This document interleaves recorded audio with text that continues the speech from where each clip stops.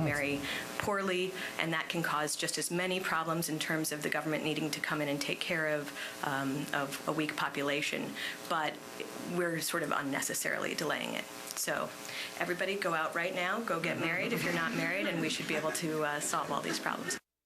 In the spotlight tonight, conservatives' message for women voters. A Washington Post headline today summarized it as, "Conservatives to women, lean back." The Heritage Foundation marked the end of Women's History Month Monday with a panel discussion entitled "Evaluating Feminism, Its Failures and Its Future." You see it in just election after election, though, that women are voting for the more liberal or statist party. We do not have a sex gap here in voting. We have a marriage gap, and it's just easily the biggest story in politics. Married women are happier, healthier, and more productive than single women. If we truly want women to thrive, we have to revive the marriage norm. We haven't yet achieved, though, a cultural consensus that all unwed childbearing, even among women who are older, in their 20s and 30s and even 40s, is a mistake.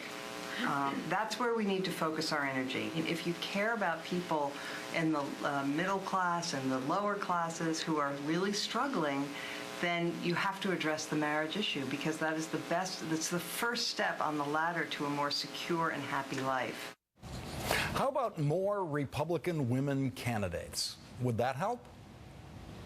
It doesn't interest me whether a person who happens to share my chromosomes sits in the Oval Office. Doesn't interest me how many women members of the Senate there are.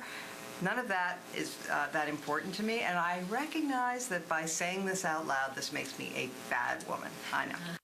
What a just absolutely ridiculous portrayal of what it is to be a feminist and what it is to be a woman in, 2014 in America. I mean, that was just shameful. Let's just start there, obviously. And I mean, my first question when I saw this today was, are any of these women married?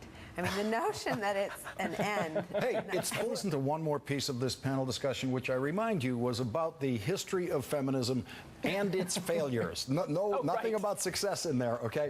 And one of its failures, of course, is that feminism invented date rape. Let's listen to this. Ooh.